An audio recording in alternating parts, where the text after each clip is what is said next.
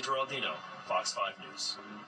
Columbia University amongst those on high alert tonight. Officials there are taking steps to guard against groups unaffiliated with the university who may bring the potential of violence, they say. Fox 5's Kendall Green is live outside the Ivy League campus tonight. Kendall, what's the interim university president doing to prevent chaos from breaking out there? Hey, good evening, Arthur. After protests in the spring, Columbia administrators aren't taking any chance tonight.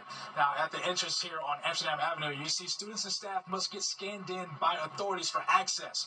Some of the students share they welcome the security measures. Others believe it's just too much. On the eve of the grim anniversary of the deadly attack on Israel by Hamas, getting onto Columbia University's Morningside campus comes with some intentional barriers. After the university erupted with protests last spring, Sunday, Columbia's interim president, Katrina Armstrong, sent out an open letter to the university community describing an anticipated, quote, period of uncertainty in the coming days. In the letter, Armstrong informed students and staff of heightened security measures. I do kind of understand it. I mean, it's kind of reasonable. The letter identified the Morningside campus as a major focus for protest. Some welcomed, including several student-planned nonviolent demonstrations. But their focus is on deterring outsiders from potentially fueling chaos and violence.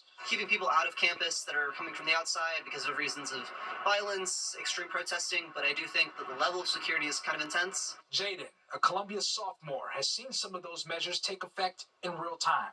Telling Fox 5, several buildings and libraries have been boarded off earlier than normal, and with midterms starting up, it's kind of rough to be a student, he said. You have a consistent place to find the resources that we're supposed to have access to. The university's interim president shared they prioritized access to those buildings at certain periods, as additional measures include the shift to restricted gate access points, noting some gates won't be available beginning Sunday. Armstrong also imposed a ban on guests on campus. I do know a couple of friends who, sometimes would like to bring their friends over, family over, but yeah, I guess the heightened security makes it more difficult. Increasing police presence across campus for the next 3 days, which we've seen monitoring buildings and other significant entry points of the campus, also a part of the plan. Students, though, share they're keeping their priorities in clear view, hopeful they remain uninterrupted.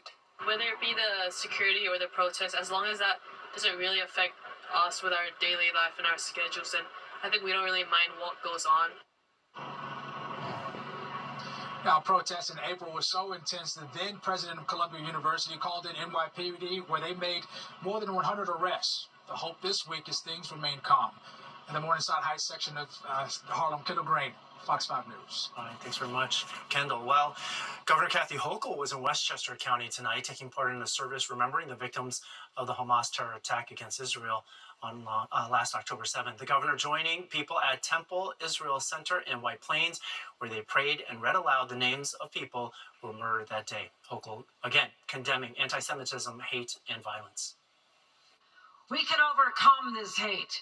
We can push that hate far into the recesses of our minds. We can change the course of history by standing together. All who feel oppressed, because there's more of us than them, I assure you. And as long as we stand united and call it out, and are not afraid of those who try to raise an arm against us, let them know the power of our strength. The governor has also directed flags be lowered to half-staff tomorrow in honor of the October 7th victims, and also landmarks to be lit yellow in solidarity with Israel and the remaining hostages. Our coverage of October 7th continues on fox5ny.com. We will also be bringing you the latest starting in the morning at 4:30 a.m. on Good Day New York. Life is exciting, one could say, for Mets fans. Regardless of the inning or even the score, the comeback kids have been really tough to beat, but the Phillies win Game 2 of the NLDS. Tina Shabasio is here now with a look at how this all went down. Hey, Tina. Yes, Arthur, the New York Mets were looking to continue their magic run as they face the Philadelphia Phillies in Game 2 of the National League Division Series this afternoon, following the Mets' thrilling come-from-behind Game 1 win, which was on the road as well. So the Mets were batting in the ninth inning here, trailing 6-4. Things didn't look good, but yeah, you said it, Arthur. These are the comeback kids, and there's Mark Vientos tying hit with his second two-run home run in the game. He's the youngest player ever to have 3 extra base hits in a postseason game. But in the bottom of the 9th inning, it was the Phillies who got the big hit. Nick Castellanos driving the ball into left field for the game-winning single. The Phillies tie the series at 1 with a 7-6 win. And now, well, it heads back to Citi Field for Game 3 on Tuesday. And tonight on Sports Extra, oh, by the way, the New York Liberty are heading back to the WNBA Finals as they send the defending champions home. We'll have post-game reaction and what's next, including Game 1.